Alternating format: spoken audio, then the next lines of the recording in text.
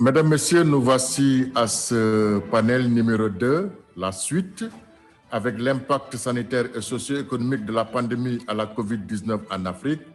Les co-présidents sont le docteur Michel Véchor, directeur médical de L'Oréal en France, et le professeur Ibrahima Seck, chef du service de médecine préventive et de santé publique, coordonnateur du comité scientifique du Forum Galien Afrique du Sénégal.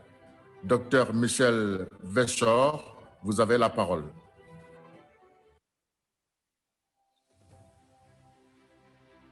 Merci beaucoup, mesdames et messieurs. Nous avons le plaisir de vous accueillir dans ce panel 2 et la suite qui porte sur l'impact sanitaire et socio-économique de la pandémie à la COVID-19 en Afrique, que j'ai le plaisir de co-diriger avec le docteur Michel Véchor, directrice médicale de la recherche et de l'innovation de L'Oréal France. Nous aurons deux sous-thèmes à débattre dans ce panel. Le premier portera sur la transdisciplinarité pour faire progresser la réponse à la portera le financement de la réponse. Avant d'introduire le premier orateur, de remercier le chef de l'État pour son appui constant qui, à chaque fois, nous permet de renouveler, de relever le défi de faire de Dakar la capitale africaine de la santé et de l'innovation. Nos remerciements vont aussi à M. Bruno Cohen pour son appui constant. Nos remerciements à tous les chairs et panélistes qui sont succédés successivement depuis le début,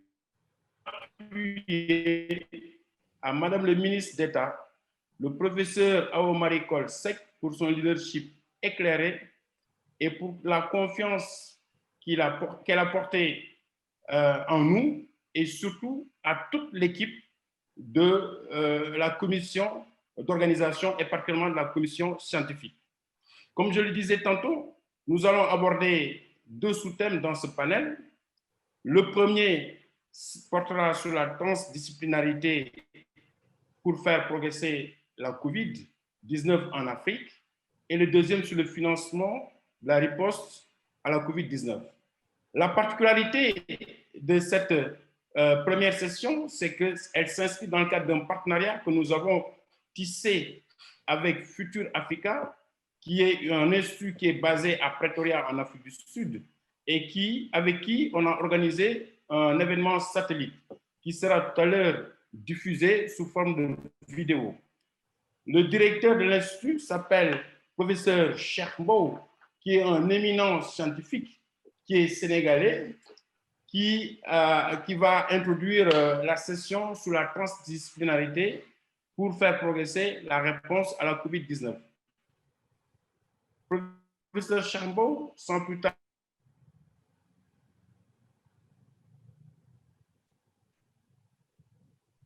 Merci beaucoup, professeur Seck. Bonsoir, Dakar. On salue chaleureux à partir de l'Université de Pretoria avec des collègues qui sont ici avec nous pour dérouler cette session. Nous sommes évidemment très heureux et honorés de pouvoir amener notre contribution à cette prestigieuse rencontre qui se tient toutes les années à Dakar. J'ai eu la chance de participer à la première et à la seconde. Et cette année, dans des conditions particulières, évidemment, nous organisons un peu ces sessions de façon virtuelle. Et ça nous donne aussi la possibilité de faire une connexion avec les universités africaines. Et l'Université de Pretoria s'est beaucoup intéressée à organiser une session parallèle ici à partir de Pretoria. Et donc, pour le contenu, nous allons beaucoup parler des questions transdisciplinaires et vous allez voir dans une vidéo qu'on va vous présenter tout à l'heure une série de synthèses scientifiques qui se sont déroulées à travers d'un programme sur la COVID qu'on a déroulé ici à l'Université de Pretoria, Future Africa, avec l'appui de l'UNICEF. Et après cette vidéo, on va donner la parole à certains scientifiques qui ont participé à ce travail pour pouvoir, disons, rebondir sur certaines idées qui ont été émises pendant la vidéo. vidéo et après on ouvrira les questions et les réponses pour pouvoir un peu communiquer avec les participants sur certains aspects qu'on a traités. Donc, sans trop tarder, je voudrais demander à l'équipe technique de lancer la vidéo qu'on a préparée pour cette session.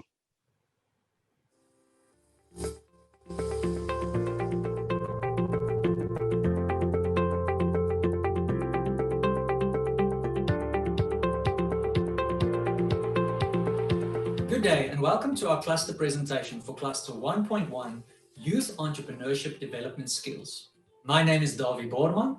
And I am Muriel Safontaine-Jordan. Our core program is Youth Entrepreneurship Development, with an emphasis on every synergetic element of the process, from opportunity finding, ideation, market feasibility, product development, to business setup and establishment.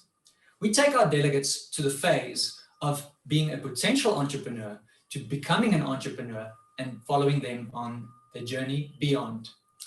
The Youth Entrepreneurship Skills Development Cluster pertains to enhancing entrepreneurial skills within the youth development sphere. This program is developed to enable the University of Pretoria, UNICEF, and Future Africa to scale the advantages of youth entrepreneurship, inclusive of self-employment, eventual job creation, economic growth, and higher living standards. Our hybrid model of delivery serves as a method of training that encapsulates both synchronous and asynchronous training and interaction with our delegates. We also include ongoing online entrepreneurial support to enhance learning and to also assist with the actioning of the process of entrepreneurship.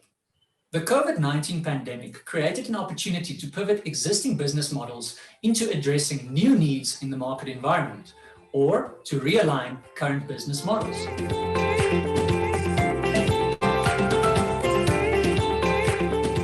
My name is Dr. Osman Tumwenyeni. I am a project manager at Innovation Africa at GP. The presentation we're going to give is for food, nutrition, job opportunities, and agriculture enterprise skills training clusters. Africa has a responsibility to address the World Bank report, which was published at the turn of the century and was titled, "Can Africa Claim the 21st Century?" Countries within the African continent need to be encouraged to commit to the African Union target of 1% GDP spent on research and development. It also needs to grapple with the reality that Africa is on the fringes of knowledge production networks. In order to tackle this head-on, a different mindset is required. Professor Philip Sharp provides this counsel, I quote, "Searching for solutions to today's global challenges requires that the scientific community operate in fundamentally new ways. Developing effective solutions requires converging approaches where universities and research institutes have critical roles to play. It is essential that they develop appropriate training programs and help stimulate multidisciplinary international collaborations." For over 22 years, the Forestry and Agricultural Biotech Institute, known as FABI at the University of Pretoria, has been inspired by this particular mindset. In its quest for research excellence, FABI has been driven by a problem-oriented, team-based, interdisciplinary approach to their research, teaching, and research services that is underpinned by a wide array of technical expertise. Their scientific community is characterized by global research networks, and the research impact has also saved several millions of rand to the forestry industry in South Africa. FABI is one of the research institutes that are contributing to Africa's response to the question posed by the World Bank report that asked, "Can Africa claim the 21st century?"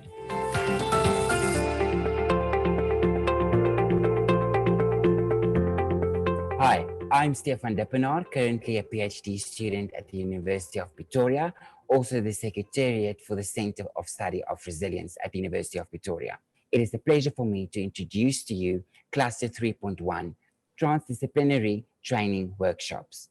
The Center for the Study of Resilience is known as a platform where transdisciplinary knowledge on resilience are generated as manifested in the global south, with the aim to build existing resilience knowledge and to build human resource development in the relevant fields. The Future Africa One Hope webinar series was designed in collaboration with the CSR, which specifically incorporates the One Health concept of a collaborative, multi-sectoral, and transdisciplinary approach, working at the local, regional, national, and global levels with the goal of achieving optimal health and well-being outcomes.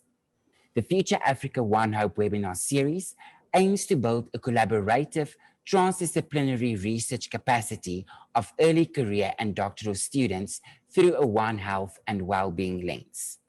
The current activities of Cluster 3.1 revolves mainly around the planning and implementation of the Future Africa One Hope webinar series. During part 1 of the Future Africa One Hope webinar series, we had a broad introduction to the webinar series.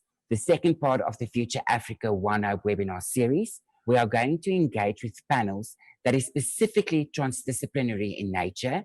During the third part of the Future Africa One Hope webinar series, we want to specifically embrace what is being done already by early career scholars and doctoral students. We will conclude the Future Africa One Hope webinar series with developing a career in transdisciplinarity and what it entails.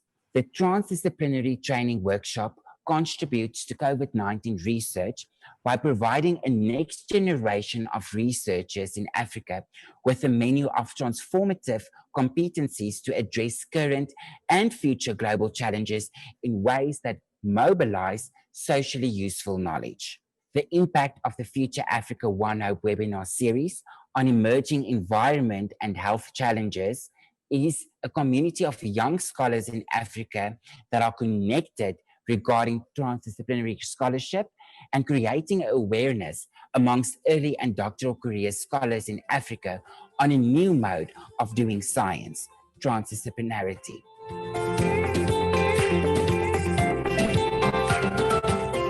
Professor Wanda Markotter, and I'm going to talk about the cluster UP One Health for Change that's under the UNICEF project at Future Africa.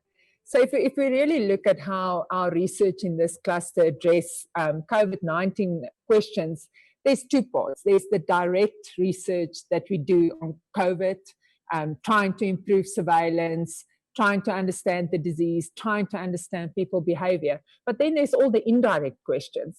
You know, how are we going to look at food security in the future? How are we going to train young scientists, which is probably the most important thing that we need to do. So we have to look broader than COVID. We know that this will probably not be the last pandemic. So we need to really be prepared from a multidisciplinary environment to really address these questions. And we also need to look beyond just the disease. The activities that we do specifically in this cluster is to bring mentors.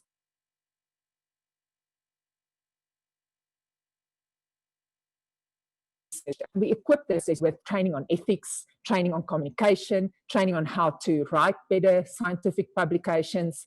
And this really equipped them to work in this multidisciplinary environment. It's got a much broader impact in the long term.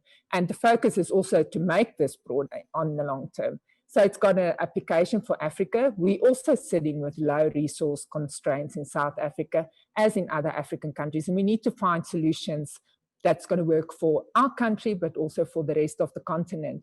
And sometimes this is not fancy solutions. It needs to be things that's practical. It needs to take communities into account. Societies need to be able to implement whatever solutions we come up with. They need to be able to practically use the information to really make a difference in their lives.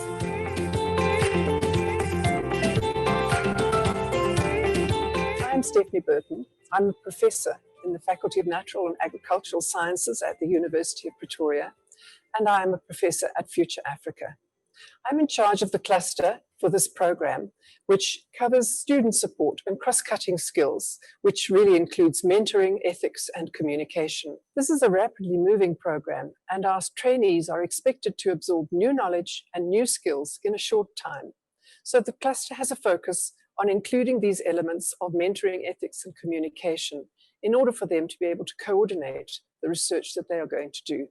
The mentorship program will provide our trainees with guidance from experienced and established researchers in a broad range of fields so that they will gain wisdom and they will be able to achieve their goals in their research through that guidance. The ethics training component of the program is to enable our students to learn what is internationally accepted in terms of truth and meaning and value of research, and to ensure that in this data-driven and information-driven world where anybody can find information, our students need to know that they are publishing reliable results, that they are not misrepresenting their work, and that they are not in any way misinforming the public.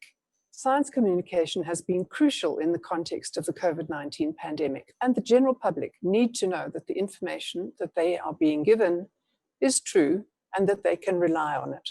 So we wish our students to be engaging in communication of what they have been doing for their research. Through all of these programs, our students will benefit from the support of the interactions. They will become aware of their ethical conduct in their research, and they will be able to communicate and share effectively, leading to improved understanding of the many different results for the public and for the government and to inform policy. Future Africa contributes to this by being a community and a hub, a home for scholars, and a physical meeting place. It provides an environment for science leaders who share a sense of social responsibility in Africa and across the world. Future Africa has much to offer to our students and to our community. Thank you.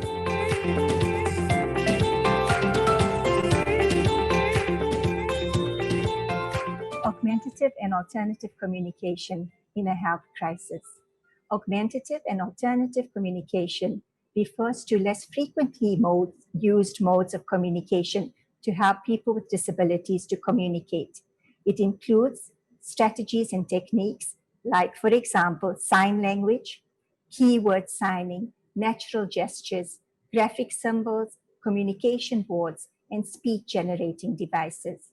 Augmentative and alternative communication has two parts to it. It can facilitate people with disabilities to express themselves using these alternative strategies. Alternatively, it can be used as a way to assist people to comprehend information and understand information. This project is funded by UNICEF and Future Africa and involved the Faculty of Humanities, specifically the Center for Augmentative and Alternative Communication. The team comprised teachers, speech-language pathologists, sociologists, African language experts, and disability advocates. It really had a transdisciplinary approach and involved a variety of perspectives in developing the health education materials. The COVID-19 pandemic highlighted some of the systematic vulnerabilities for people with disabilities, not only in terms of their medical vulnerability, but also in terms of the accessible health information for people with disabilities. The project actually included youth with disabilities in the development of these health education materials. We obtained their perspectives using a variety of innovative technologies, such as augmentative and alternative communication, using talking mats, for example, as well as graphic symbols to be able to get their understanding. The families of the youth with disabilities were also involved in the project to provide their perspectives on what were some of the health education needs. Many of the families, for example, highlighted the need for mental health services for the youth with disabilities, as it was really difficult for them to process some of the restrictions imposed on them due to COVID-19. We also consulted with healthcare professionals that worked in the education sector as well as in the health sector regarding some of the communication needs identified for youth with disabilities.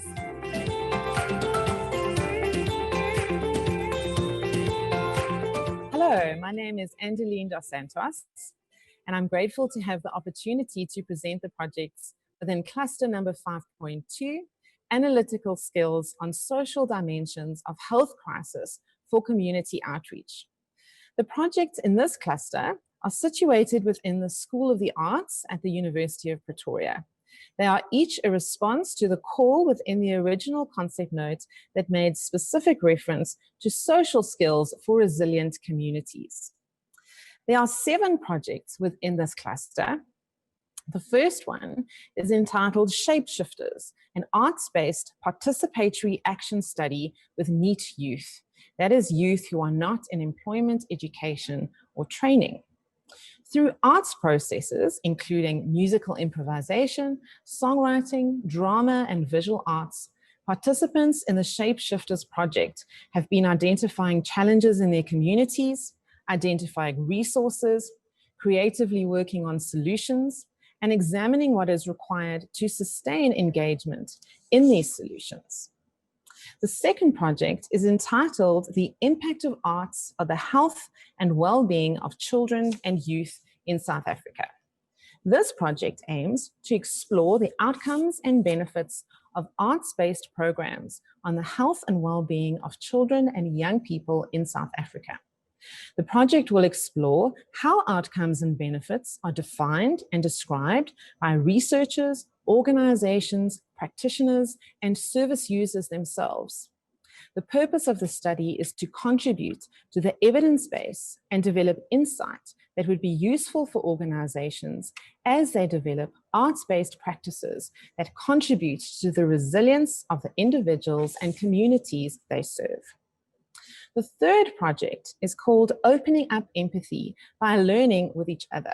The goal of this project is to build more resilient and compassionate communities who are better able to express empathy and who can examine and shift relational systemic dynamics so as to create spaces where empathy is more likely to arise.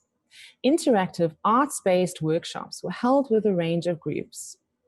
The goal was also to explore how the concept of empathy can be communicated with a range of different people. The fourth project is entitled Creative Collaboration, using arts therapies approaches with teachers to build resilience.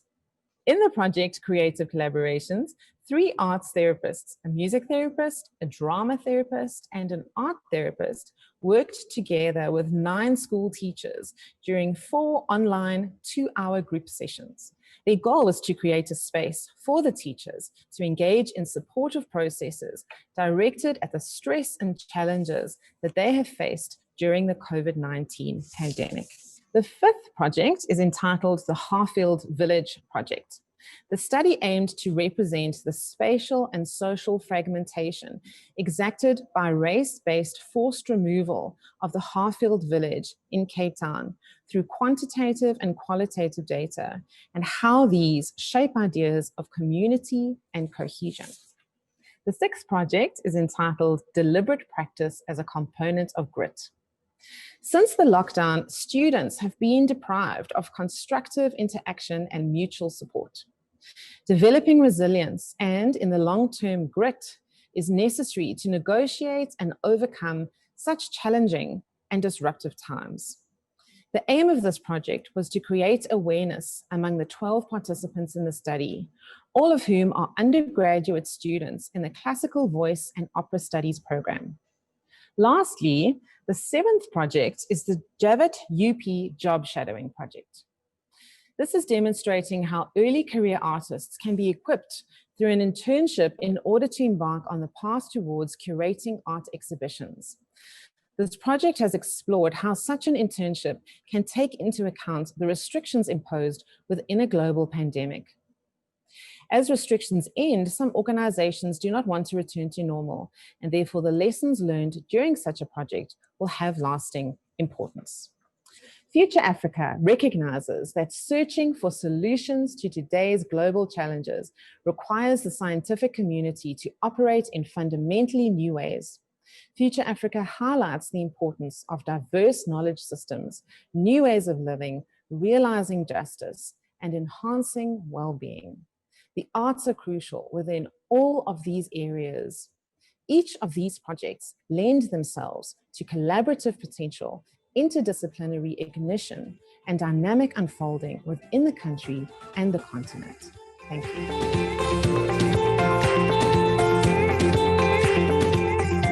My name is Shahbo, professor at the University of Pretoria, director of Future Africa Institute at the University of Pretoria. The first point which I think is important when we talk about COVID is to understand what COVID comes with, what are the causes of COVID. as many institutions are working on the scientific dimensions of the cause of COVID, the importance of understanding COVID goes beyond the medical aspect of the issue. It goes through the social dimensions of COVID, the economic dimensions of COVID, the political dimensions of COVID, and many of the drivers that the COVID has brought into the communities and people who are living in the ground. So it's very critical at Future Africa, which is a Pan-African institute to promote transdisciplinarity research, to address issues which will harness lessons for current and future crises and pandemics such as COVID. The second important point is Africa is exposed to various risks, and the COVID risk is one of them. But you have heard that the environmental risk is encroaching, and every year during the rainy season, during the dry season, so many crises happen, fires, drought. Our take into COVID is, yes, COVID is important. We try to do our best to bring the solutions. We should not forget or ignore the other risk factors which are related to our environment and our health system. And health system always comes with a diversity of aspects. It's not only medical, as I just said. It can be various aspects that require that various disciplines, various scientific, research areas come together, combine their ideas, and try to cook solutions that take into account the various aspirations and dimensions of the issue. And COVID is one of them. With the UNICEF program, what we try to do is to bring the diversity of scholars that involve a lot the young scientists to create, co-designed solutions for COVID. And I think this is the approach that will serve as a benchmark on the way we establish transdisciplinarity research in Africa.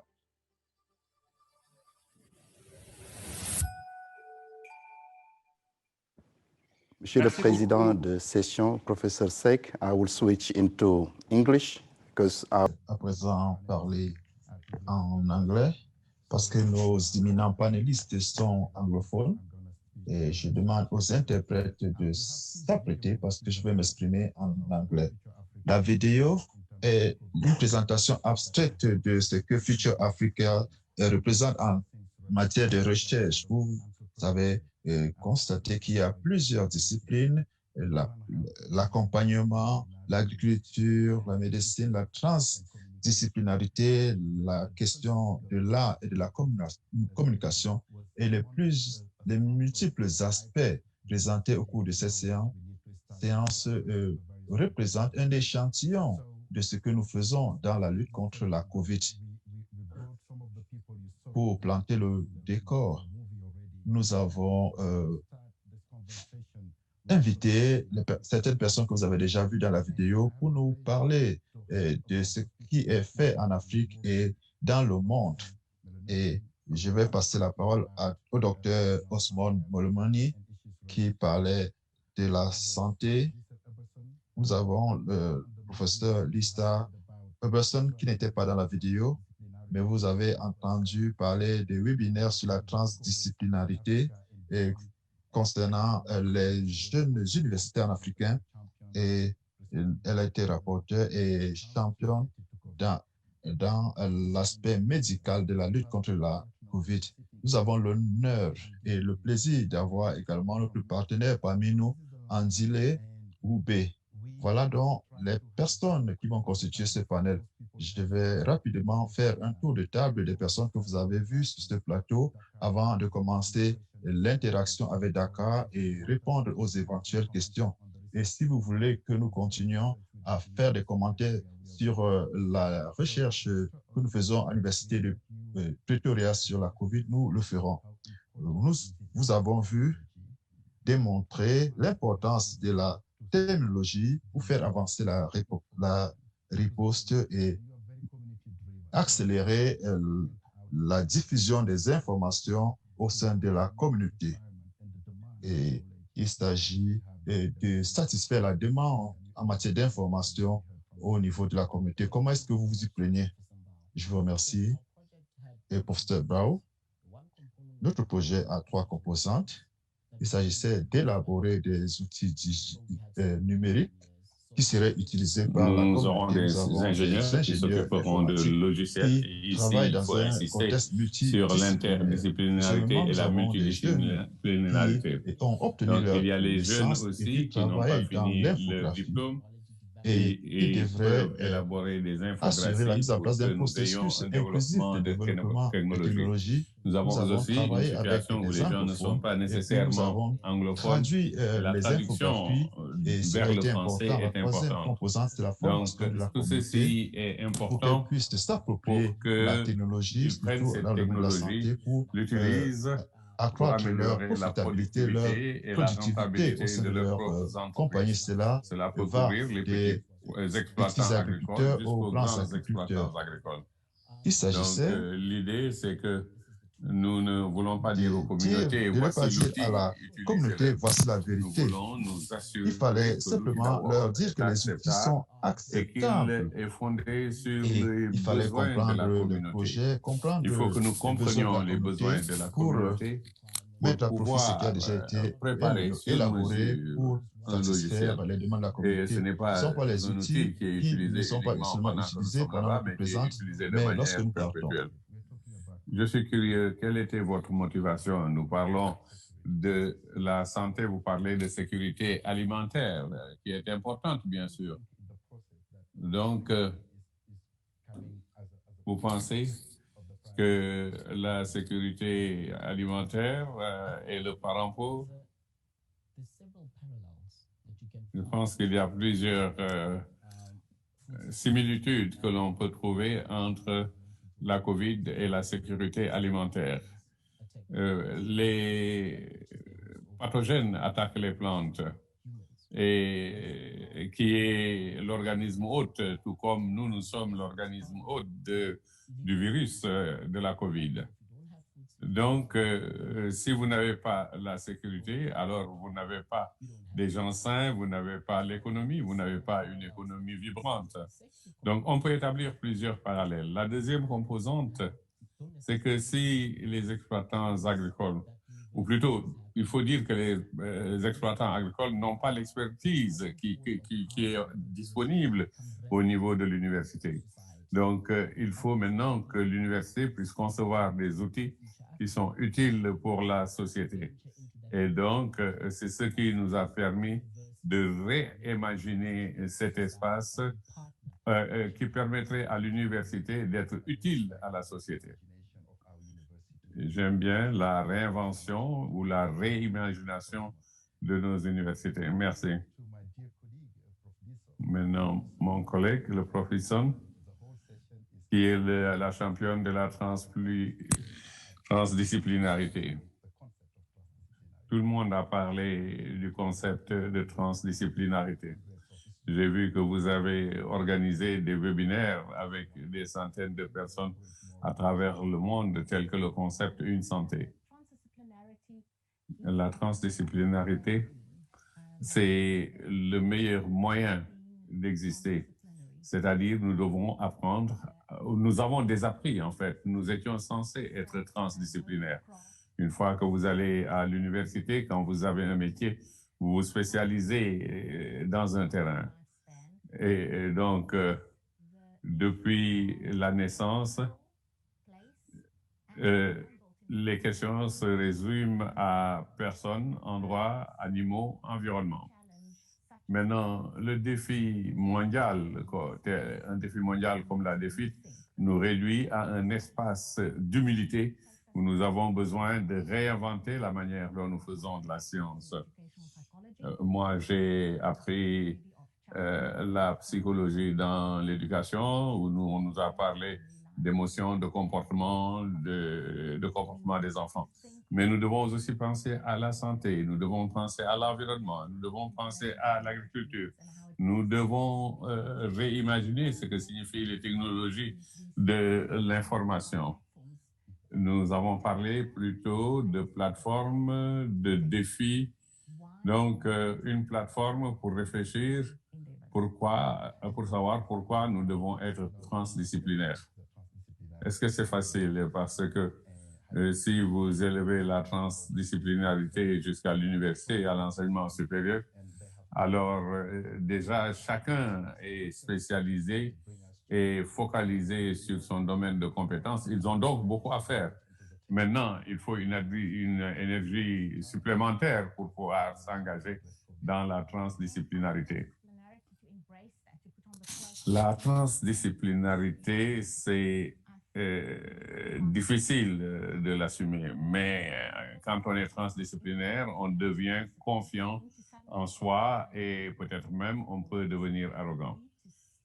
Parce que vous vous dites, peut-être que j'ai besoin d'apprendre, peut-être que je ne comprends pas. Donc, l'immunité dans les sciences, c'est fondamental. Et la transdisciplinarité pour un adolescent, c'est quelque chose de naturel. Bien sûr, les gens considèrent que tout le monde fait partie de ces espaces, mais nous désapprenons la transdisciplinarité. J'aime bien quand vous dites que nous ne sommes pas véritablement transdisciplinaires et que nous désapprenons la transdisciplinarité au fur et à mesure que nous avançons en âge et en spécialisation. Le professeur Wanda Marketer, qui défend aussi la transdisciplinarité. Ce n'est pas souvent que les professeurs de médecine militent pour la transdisciplinarité. Vous avez cette approche pour l'objectif One Health, une santé, ce qui veut dire qu'il faut faire reculer les frontières de la science à ce que la santé humaine soit liée à la santé animale, à la qualité de l'environnement. Vous faites cela, vous réunissez des jeunes chercheurs. Qu'est-ce qui vous a motivé à préparer l'avenir et à mettre en place One Health ou une santé en Afrique? Une santé, c'est quelque chose qui existe depuis très longtemps. Maintenant, c'est revenu à la mode avec la COVID. Les gens comprennent ce que cela veut dire. En d'autres termes, que la santé humaine et la santé animale sont intimement liées. La question que vous avez posée aussi sur les jeunes, je crois que si nous ne renforçons pas les capacités, si nous n'avons pas une jeunesse qui demeure transdisciplinaire, nous aurons des problèmes. Il est plus difficile pour les vieilles générations de comprendre la transdisciplinarité. Les jeunes l'ont aussitôt adopté. Ils ont considéré qu'il s'agissait d'opportunités uniques offertes par l'UNICEF. Parce que très rapidement, nous pouvions intégrer les jeunes dans des projets. Nous avons commencé par des petits projets et une partie des exigences pour obtenir un financement, c'est qu'il faut maintenir les jeunes dans la transdisciplinarité. Pas seulement dans le programme de recherche, mais dans la vie en général. Et les jeunes étaient tellement excités, ils voulaient véritablement être formés. Et en fait, c'est là qu'il fera la différence à l'avenir. Est-ce que vous recommandez que toutes les écoles médicales en Afrique devraient avoir une composante One Health, c'est-à-dire une santé? Pas seulement les écoles médicales, mais même les universités. Et je crois que c'est là le risque. Si on s'en tient uniquement aux facultés de médecine, on exclut les sciences animales, on exclut les sciences sociales, on exclut les sciences environnementales. Donc, c'est un domaine qui doit être adoubé par les institutions, par les bailleurs de fonds. Et c'est exactement ce que nous faisons actuellement pour l'Afrique. Une dernière question. Merci, prof. Une dernière question. Lorsque je vois une santé, je le vois de loin, je dois dire, mais je lis beaucoup sur ce sujet. Je crois que beaucoup des solutions sont des solutions technologiques. Par exemple, les traitements médicamenteux des vaches pour éviter certaines maladies aux hommes. Donc, cela doit permettre de régler les problèmes de santé en général, y compris la santé des plantes. Nous avons entendu aujourd'hui que les socio-anthropologues, les gens qui traitent des aspirations, des cultures, des valeurs, des héritages, peuvent aussi rejeter cette technologie. Maintenant, dans le cadre d'une santé, quelle est la base? Quel rôle peuvent jouer les sciences sociales? Je pense que c'est extrêmement important. Et nos financements sont en général structurés. En fait, les maladies se répandent facilement, quelle que soit leur source. Mais les comportements humains aussi encouragent cette expansion des maladies. Et si nous ne comprenons pas cela, nous n'irons pas de l'avant.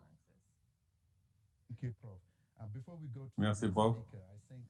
Avant de passer à l'orateur suivant, je crois qu'il y a une question du monde virtuel. Quelqu'un qui dit, Laura Bonnel, je suis d'accord avec vous et j'aime bien ce que j'ai dit. Malheureusement, tous les Américains ne sont pas convaincus que la COVID existe. C'est une désinformation propagée par notre président actuel. Et ce n'est pas tout le monde qui croit au vaccin. Est-ce que ce problème se pose dans le reste du monde? Et comment pouvons-nous changer les mentalités et mieux éduquer le public?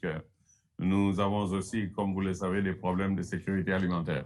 C'est un commentaire général qui montre comment les gens perçoivent tout cela. En Afrique, nous avons ce problème de perception. Je poserai la question à Lisa. Comment est-ce que les gens perçoivent la COVID? Nous avons vu un relâchement dans beaucoup de parties en Afrique. Bon, quand il y a la deuxième vague, les gens retournent au masque et tout ça. Mais les gens s'étaient relâchés. Donc, quelle est l'importance de la communication dans ce domaine?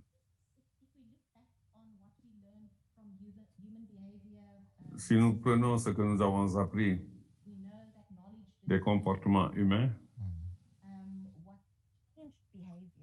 nous savons que les savoirs ou les connaissances ne changent pas le comportement. Ce qui change le comportement, c'est la cohésion sociale. Pas la peur de la maladie, mais la peur de la conséquence de la maladie.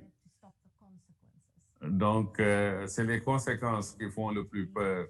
Avec le VIH-Sida, les gens ne voulaient pas que leurs enfants deviennent orphelins et ils ne voulaient pas non plus que leur famille n'ait plus de revenus. Maintenant, il serait important de voir comment aussi la COVID est perçue dans ce contexte. Toutes les gens qui vont dans les mouvements de foule, qui vont socialiser. Donc, il ne faut pas s'arrêter aux seules infections, mais il y a les conséquences de ces infections sur leur famille et leurs proches. Donc, il existe ici quelque chose de complexe entre la relation, connaissance, comportement, valeurs sociales et conséquences. Nous allons maintenant entendre notre invité, Andile Doubé de l'UNICEF. Au début de cette session, nous avions tous parlé du rôle crucial que joue l'UNICEF pour mettre en place un programme ambitieux qui s'appelle Generation Unlimited, c'est-à-dire Génération sans limite, une allusion aux moyens illimités que nous avons en Afrique. Et donc, Generation Unlimited a été appliqué à l'Université de Pretoria, Mandjele. C'est l'un des programmes le plus important au niveau de l'UNICEF. Nous croyons qu'en Afrique, la majorité de la population est jeune et que la jeunesse constitue une opportunité. Si nous ne réglons pas les problèmes des jeunes vers la transition, nous n'allons pas régler les problèmes de sciences, de sciences sociales, de pandémie, de sécurité alimentaire et autres. Si nous ne pouvons pas nous relier à la majorité des populations en Afrique, alors les changements économiques, sociaux et culturels ne vont pas survenir. Nous, Génération sans limite vise à donner aux jeunes une plateforme une plateforme où l'on reconnaît le pouvoir des jeunes, une plateforme d'autonomisation, d'innovation qui permettent aux jeunes de développer leur potentialité. Et lorsque nous parlons de jeunes, nous parlons de développement du leadership des jeunes. Comment est-ce que nous allons régler les problèmes individuels? Et comment nous pouvons créer, qu'il s'agisse de changements comportementaux, qu'il s'agisse de régler des problèmes scientifiques ou sociaux. Donc, Génération sans limite, c'est d'offrir cette plateforme aux jeunes. Voilà. En fait, merci beaucoup. Les preuves qui ont été générées. Merci beaucoup à l'équipe de Future Africa. Merci beaucoup à l'équipe de Future Africa. And turn it into practice.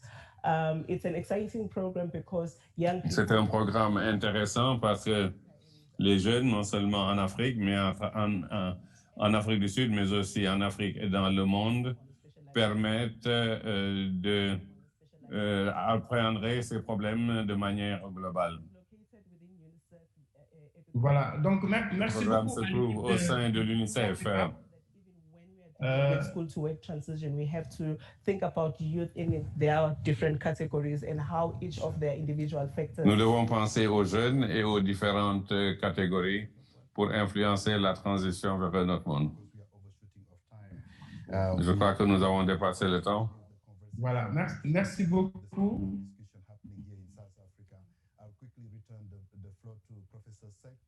Je rends la parole au professeur Seck et je vous remercie encore une fois, mes amitiés au professeur Eva Marie-Coll Seck qui nous a donné cette opportunité.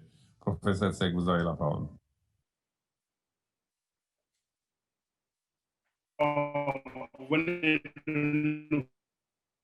Nous avons retenu pour faire Covid-19 et votre angle d'attaque, c'est de renforcer les compétences et les capacités par un certain nombre de facultés de recherche, avec le financement de l'UNICEF, et vous visez aussi de 2000 jeunes d'ici 5 mois. Qui vient compléter toutes les stratégies qui, depuis ce matin, ont été passées en revue, qu'il s'agisse donc de stratégies diagnostiques, de prise en charge, de participation communautaire, de la revue de l'analyse des impacts sociaux, sanitaires et socio-économiques. Nous pensons qu'avec cet angle d'attaque qui vise à renforcer les capacités et les vraiment Covid. À mon co-chair, le docteur Michel Véchor, pour introduire le panel suivant. Docteur Véchor, vous avez la parole.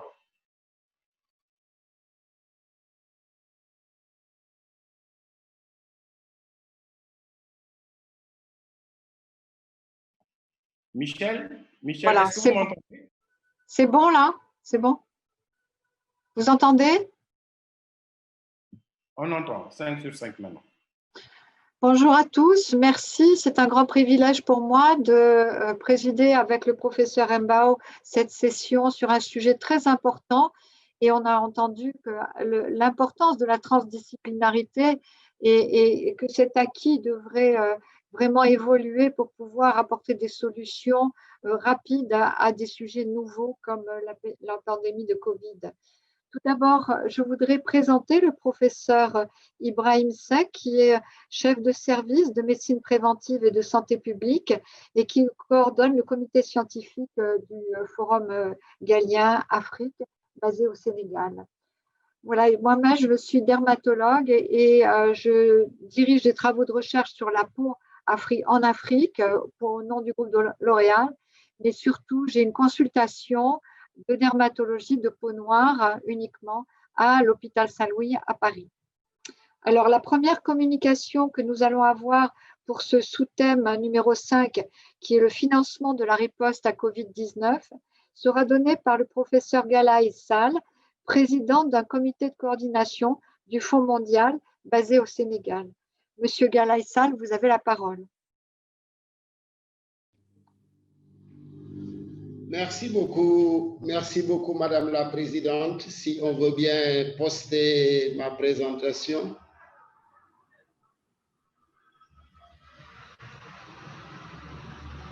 Bien, merci beaucoup. Et naturellement, gratitude aux organisateurs de ce forum, notamment Madame le professeur Awakol Seck, le professeur Ibrahim Seck, ainsi que tous leurs collaborateurs, pour la confiance renouvelée et l'opportunité offerte de partager un volet du financement de la riposte contre la pandémie au niveau du Sénégal à travers l'appui du Fonds mondial en termes d'objectifs assignés, de procédures, d'effets et de leçons apprises. Suivant. Diapo suivante, s'il vous plaît. Bougez la diapo, s'il vous plaît. Bien, pour le contexte, on va l'économiser, d'autant plus que c'est largement connu. Un seul commentaire à ce niveau. Nous avons un taux de recouvrement, de guérison, disons, extrêmement important. Mais attention, il y a un vaste champ de recherche quant au devenir de ceux-là qui sont considérés comme guéris de la maladie du coronavirus. Ce n'est pas notre thème du jour. Notre thème du jour est de parler de l'instance de coordination nationale du Fonds mondial qui est chargée de coordonner les demandes de subvention du pays et d'en assurer le suivi de la mise en œuvre. Suivant.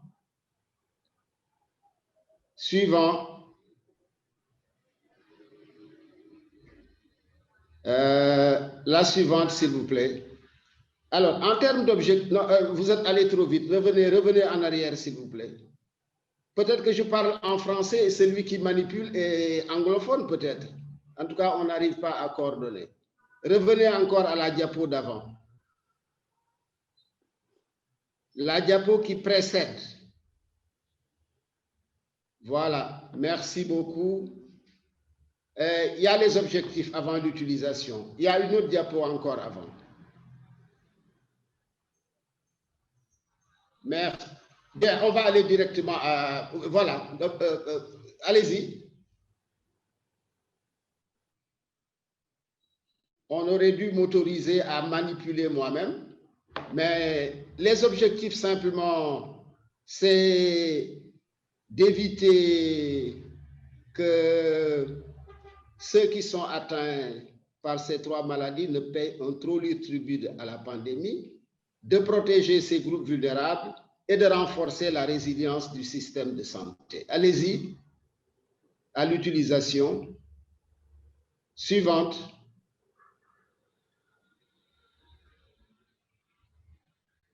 Bien, pour l'utilisation, il s'agit d'atténuer les effets, d'adapter la précédente, s'il vous plaît.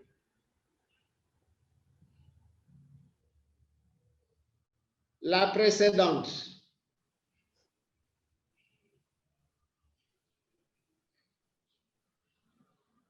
Merci. Avancez un peu, d'adapter les activités de prévention, de protéger les groupes vulnérables et de renforcer la résilience. Allons-y directement maintenant aux procédures de mobilisation des fonds. Les tableaux, s'il vous plaît. Le premier mécanisme, arrêtez-vous maintenant. Le premier mécanisme qui a été utilisé pour mobiliser des fonds, c'était les économies sur la phase 2 du New Funding Model. Alors, il s'agissait simplement d'utiliser les fonds déjà disponibles, mais dont l'utilisation était gênée par la survenue de la pandémie. On a ainsi, par ce mécanisme, mobilisé environ 1,7 milliard. Suivant pour le deuxième mécanisme. Allez-y, allez-y encore. Allez-y. Alors, le deuxième mécanisme, stop s'il vous plaît, stop.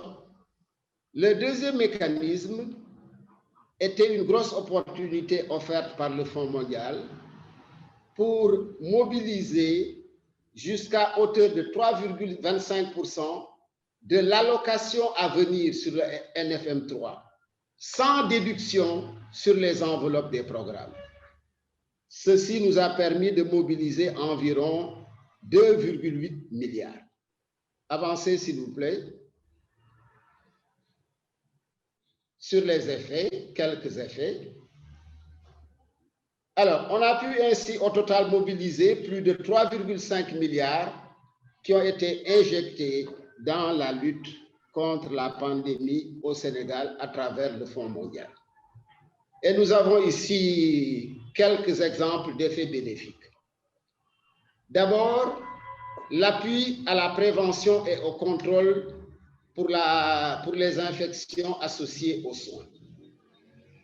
L'appui au fonctionnement continu des services, l'appui au plan de communication, mais très intéressant de notre point de vue, l'appui à la réalisation d'une recherche opérationnelle sur les besoins des personnes vivant avec le VIH et leur apport dans la continuité du traitement antirétroviral.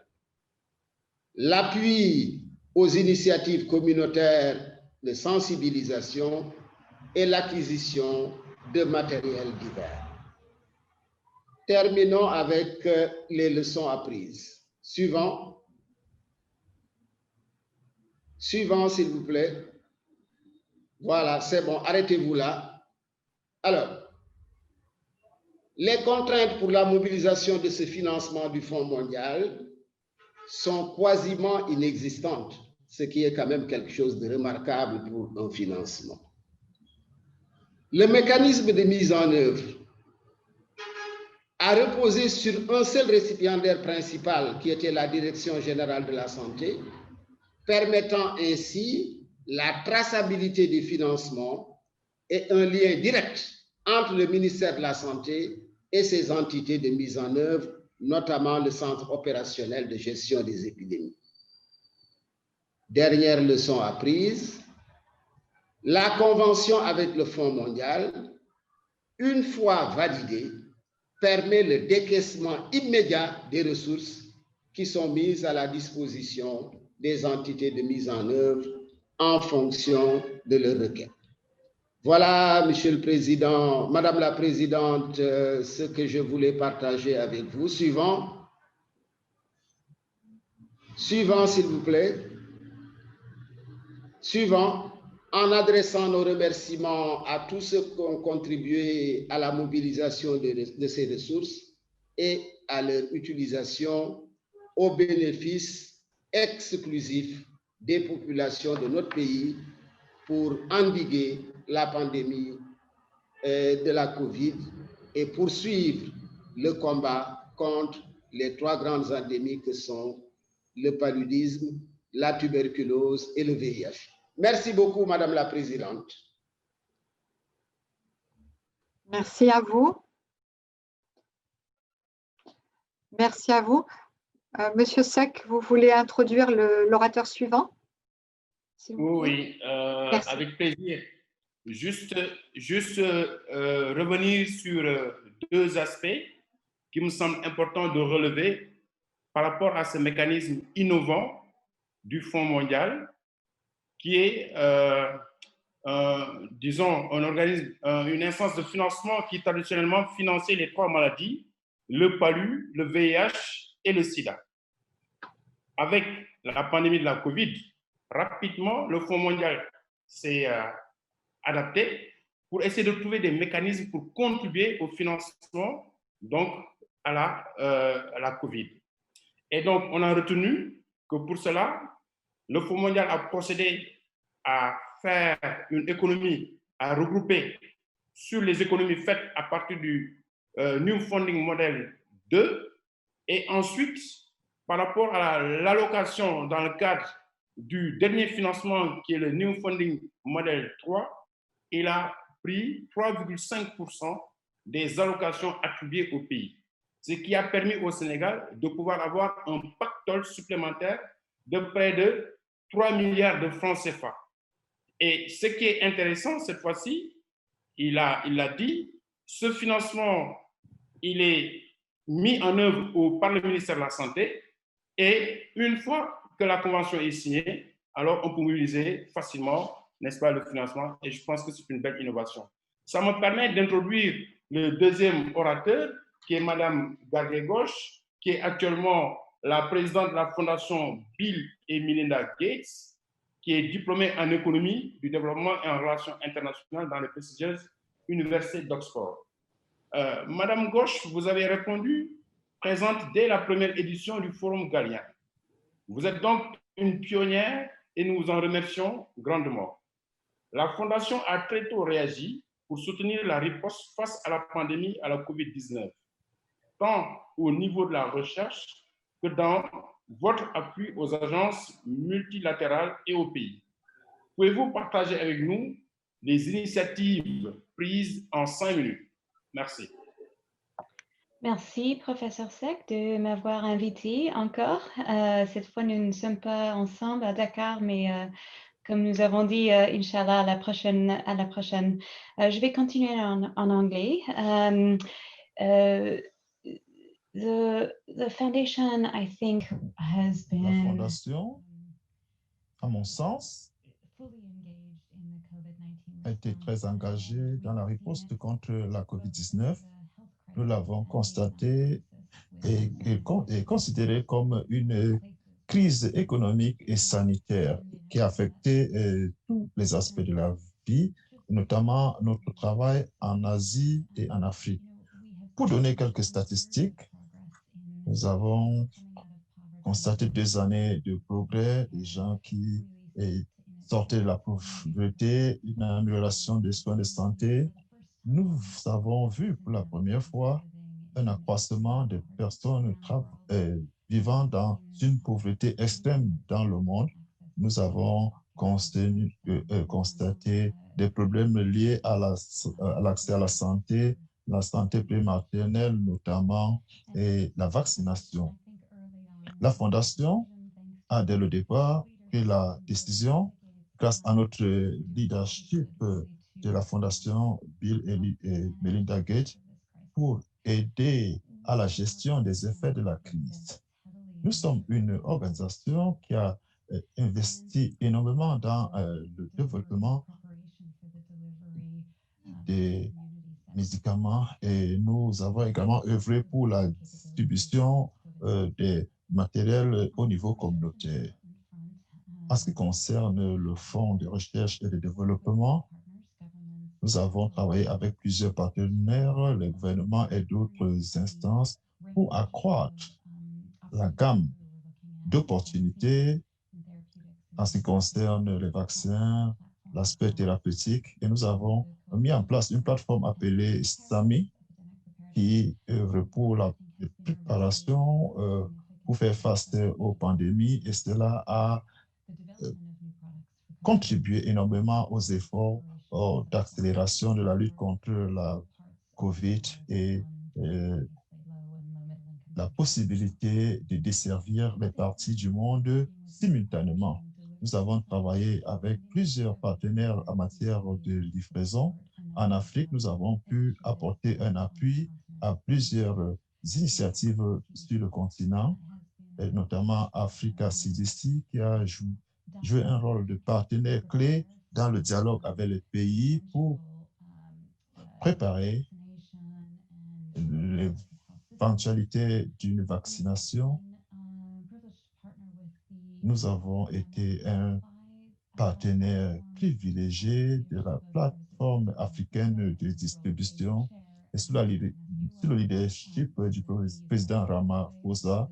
Et nous avons également travaillé avec l'envoyé spécial des Nations Unies pour la santé. Nous avons également travaillé sur le plan thérapeutique dans la lutte contre la COVID. Certes, il s'agit également d'une crise économique et nous avons apporté un appui et collaboré avec certains partenaires africains et dans le cadre des programmes nationaux de distribution des denrées alimentaires aux familles affectées par la COVID-19.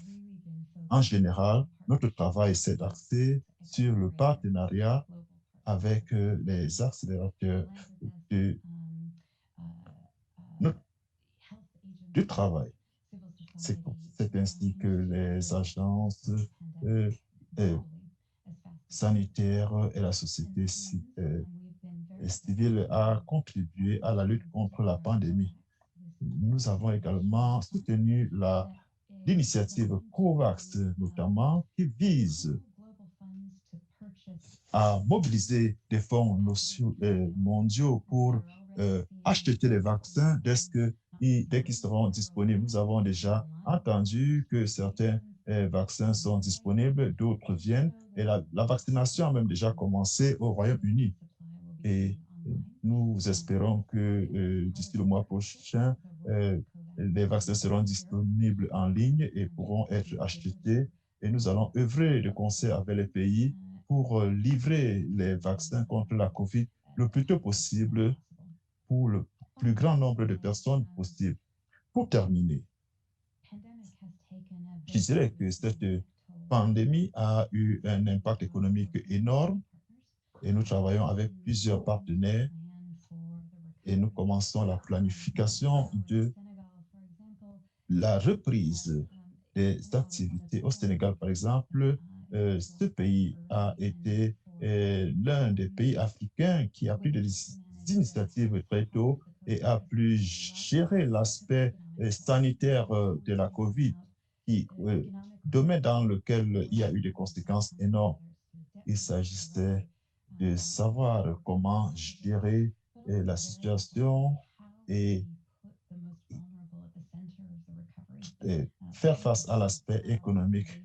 Et les femmes, par exemple, avaient perdu leur emploi, leurs revenus. Et il y a des ménages entiers qui ont bénéficié de très peu d'appui dans la lutte contre la COVID. Et nous travaillons avec la communauté, les dirigeants africains pour aider les femmes, les enfants et mettre à contribution les infrastructures numériques pour lutter contre la pandémie. Une fois de plus, je vous remercie de m'avoir donné la parole. Je vous remercie infiniment, Madame Gadji Ghosh. Apparemment, il n'y a aucune question qui vous est adressée. Nous allons donc passer au prochain exposé avant de passer aux discussions générales. J'ai donc le plaisir de passer la parole à M. Karl Manland, directeur des opérations de la Fondation EcoBank. Merci beaucoup. Je suis ravi d'être là aujourd'hui parmi vous et je remercie la ministre d'État pour l'invitation et la possibilité d'échanger des idées. Je vais être bref sur mon propos. Je pense que le premier élément qui est important dans ces discussions par rapport à la COVID-19, c'est de reconnaître que la prévention est avant tout le modèle de financement le plus efficace. Si nous avons vu, par exemple, avec les questions autour d'Ebola en Afrique de l'Ouest en 2014 et 2016, nous nous sommes rendus compte que la question de la prévention en zone rurale est tout aussi importante que celle de la prévention en zone urbaine. Et quand le virus s'est déplacé des zones rurales vers les zones urbaines, la réaction était beaucoup plus rapide. Une coalition de plus de 50 pays pour s'assurer que nous arrivons à la fin de cette épidémie. Le deuxième élément pour moi pour être efficace, c'est la question des données, surtout les données sanitaires en temps réel. Ainsi, avoir un centre de prévention des maladies efficace et bien financé est l'une de ces réponses, pour moi, qui sont essentielles par rapport à la riposte post-Covid pour s'assurer que nous vivons dans un monde meilleur, surtout sur le continent africain. Le dernier point, je pense qu'il faut penser surtout à des questions de partenariat entre le secteur privé, la société civile et aussi les secteurs publics. À l'intersection de ces trois entités, nous trouverons des solutions qui sont idoines, comme nous l'avons vu dans les pays par rapport à la réponse Covid. Mais le plus important dans tous ces éléments est la question de l'emploi. Et comment est-ce que nous arrivons à créer des emplois efficaces et durables sur le continent africain pour la jeunesse africaine, qui représentera dans quelques années la jeunesse du monde. Et si nous ne réglons pas ces questions de l'emploi, la question du financement de la santé en lui-même ne pourra pas se régler. Parce que quand nous recevons des subventions, et comme a été présenté par mes deux prédécesseurs, que ce soit du Fonds mondial de la Fondation Gates, ce sont les taxes qui ont pu être récoltées sur la base des investissements dans l'emploi, des investissements dans la technologie et dans l'industrie qui permettent de pouvoir récolter. Donc, pour régler pour moi la question liée au développement, à la transformation du continent africain et prévenir les maladies, il faut régler la question de l'emploi sur le continent africain. Je vous remercie. Merci, Monsieur Carl Van Laan. Merci beaucoup pour cette présentation courte, mais très synthétique et surtout très focalisée sur les réels besoins. Donc maintenant, nous pouvons passer la parole aux auditeurs. Je viens de voir que nous avons 57 participants, donc pour voir si nous avons des questions. Sinon, nous pourrons donner la parole au panel pour poser des questions mutuellement.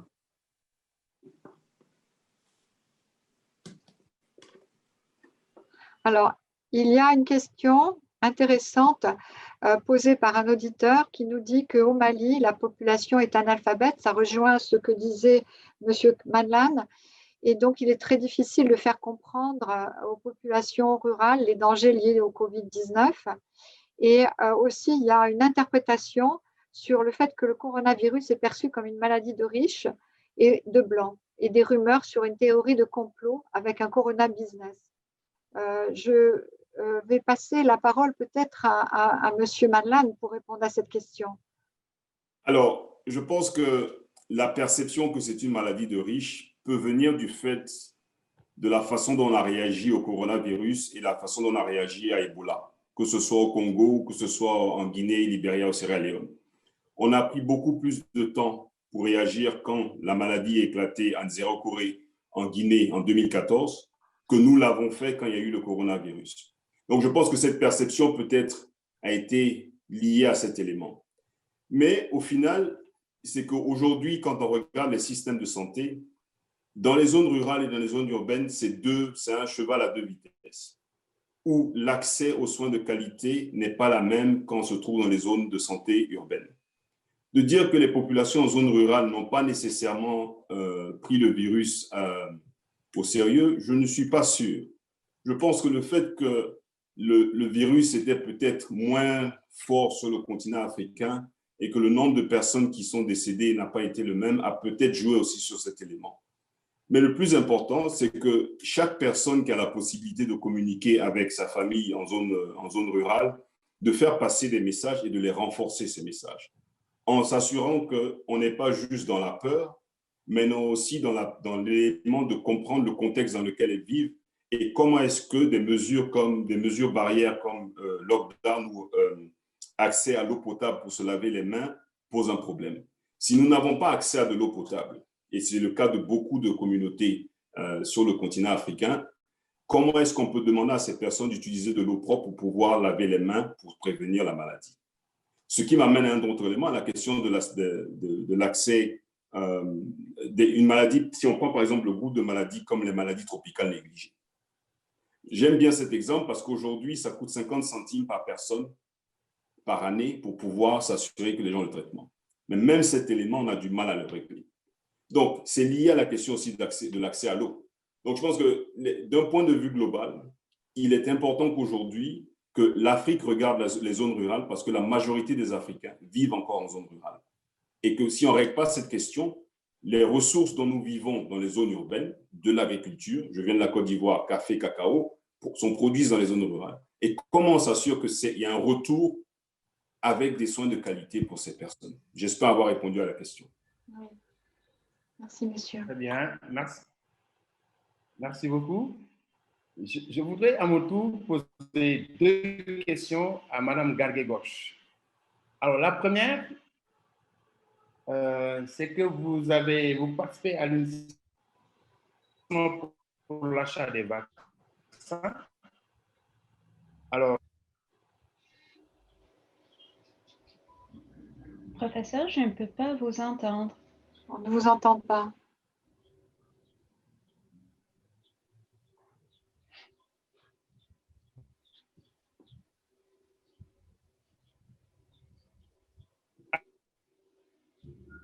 Je pense que la connexion est perdue peut-être. allô? Oui, Allô? allô?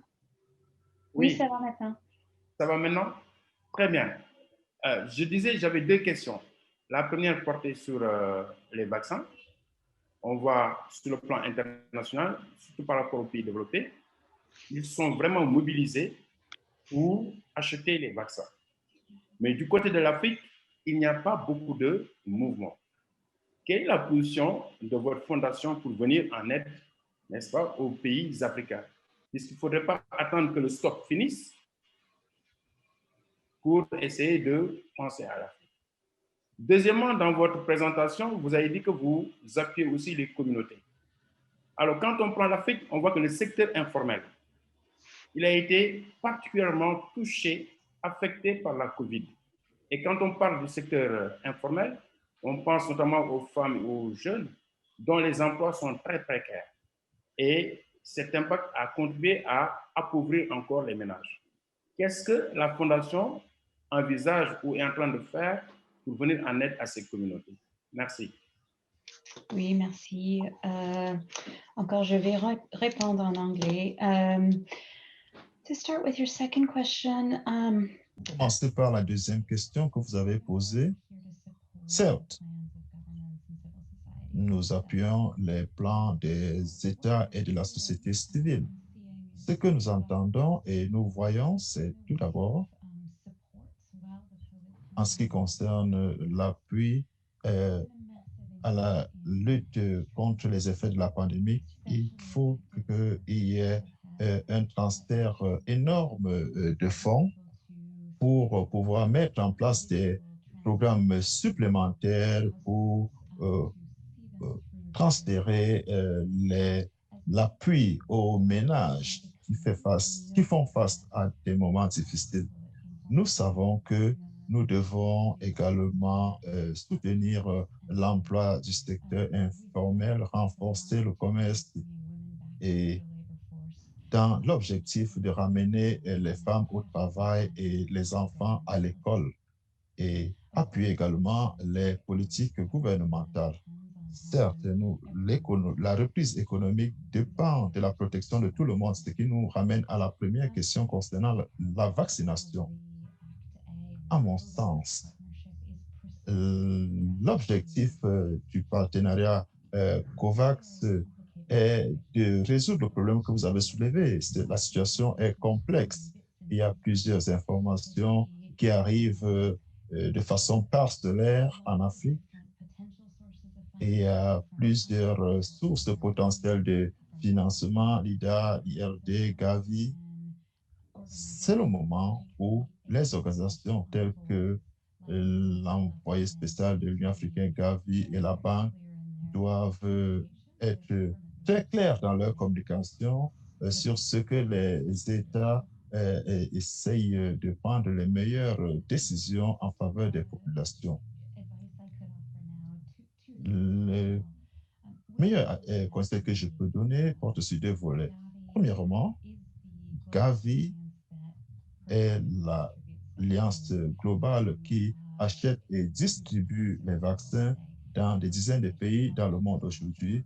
L'OMS a les connaissances nécessaires pour gérer ce type d'achat et de distribution. Des négociations sont en cours pour l'approvisionnement auprès de tous les prestataires agréés. En ce qui concerne les vaccins, nous devons compter sur les autorités de réglementation, les autorités de l'OMS et leur expertise pour confirmer la qualité des vaccins. Certes, nous aurons confiance en ces vaccins et Gavi est sur le plan d'acquérir les vaccins. Et notre objectif est d'atteindre toutes les personnes sur la planète. Certes, il y aura des périodes d'incertitude et les gouvernements devraient organiser leur processus de distribution prioritaire en commençant par les professionnels de la santé, les enseignants et les populations vulnérables. C'est ainsi que nous allons évoluer. Chacun saura sa place en fonction de son âge et pour qu'on puisse avoir une vaccination de tout le monde dans quelques mois. Je vous remercie. Je vous remercie. Il y a une question qui vient d'être posée. L'accès aux services essentiels de base reste un déterminant fort dans la lutte contre Covid et il s'y ajoute que les dirigeants africains doivent aussi prêcher par l'exemplarité dans la gestion des ressources afin de promouvoir l'équité sociale et territoriale. Donc ça, c'est une question compliquée. Je ne sais pas qui peut répondre. Monsieur Sall? Oui, monsieur. Oui, Madame la Présidente. Oui. Avec votre autorisation, je voudrais d'abord réagir sur la question de la communication avant d'en arriver aux problèmes de gouvernance, si on peut les appeler comme ça. Je peux réagir sur la communication? Oui, monsieur. Merci beaucoup, Madame la Présidente. Il y a, de mon point de vue, une revisite complète à faire en ce qui concerne notre approche de communication dans le domaine de la santé. Il y a, à mon avis, une trop forte standardisation et une trop grande uniformisation des messages. Et surtout, un déficit de co-construction de ces messages avec les populations à la base. Je voudrais juste, à titre illustratif, donner l'exemple de la promotion de l'allaitement maternel, par exemple, au niveau du Sénégal. Il a été mis en place ici, dans certaines zones, une stratégie qu'on appelle stratégie grand-mère, qui a permis d'avoir des résultats très probants dans ce champ de l'allaitement maternel exclusif.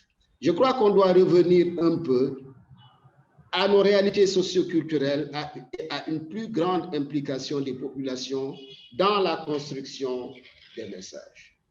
Maintenant, pour ce qui est de la question qui est soulevée, vous l'avez dit vous-même, c'est une question évidemment très complexe qui va au-delà de la pandémie. Je pense que le contrôle citoyen doit être renforcé davantage également dans nos pays. Et la redevabilité doit être un traceur permanent de l'utilisation de nos ressources. Et de ce point de vue, il y a encore des efforts à faire. Je crois que une initiative comme initiative sur la transparence des industries extractives est peut-être un modèle qui doit être transposé sur toute la ligne de la gouvernance de nos pays. Merci beaucoup, Madame la Présidente. Merci, monsieur. Merci, monsieur le professeur Sall. Monsieur le professeur Seck, vous avez une question à soulever?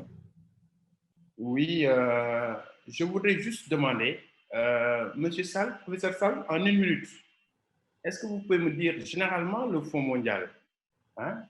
Alors, quand il finançait les programmes, il y avait un récipiendaire principal gouvernemental et un récipiendaire communautaire.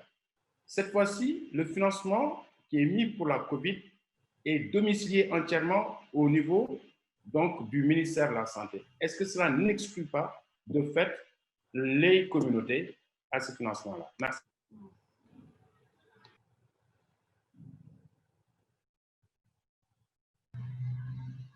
Merci beaucoup, professeur Seck. Est-ce que je peux répondre? Oui, cette question est pour vous, monsieur le professeur Sall. Je suis disposé volontiers à répondre à cette question. Nous avons voulu renforcer le leadership du ministère de la Santé à travers cette approche. Et tous les autres récipiendaires, qu'ils soient internes au ministère de la Santé, comme le Programme national de lutte contre le paludisme, ou en dehors du ministère de la Santé, comme le Comité national de lutte contre le sida, ou organisations non gouvernementales comme l'ANSS, étaient partie prenante dans l'affaire. Mais le leadership était assuré par la Direction générale de la santé et nous avons mis en place une stratégie assez forte pour permettre à chaque partie prenante d'assurer le déroulement optimal des interventions placées sous sa responsabilité. Merci beaucoup, professeur Seck. Merci beaucoup, Madame la Présidente. Merci beaucoup. On peut poser encore une question? On est à 3 minutes de la fin. Ouais. Moi, j'avais juste une question pour Monsieur Sall aussi, pour le Fonds mondial. C'est que je constate que cette pandémie a touché les plus faibles, les personnes âgées, notamment porteuses de comorbidités. Et je constate aussi qu'en Afrique, non seulement le diabète, mais l'obésité infantile est en train de croître très rapidement. Et je voudrais savoir, dans la mesure où on va très certainement être exposé assez fréquemment à ce genre de pandémie, quels sont les programmes qui sont mis en œuvre pour lutter et prévenir l'obésité infantile et le diabète précoce?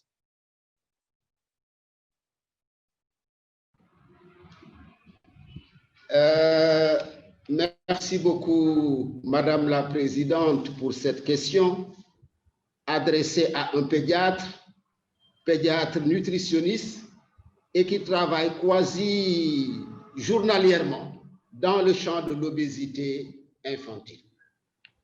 Alors, c'est évidemment un très vaste champ qui couvre de très nombreux territoires.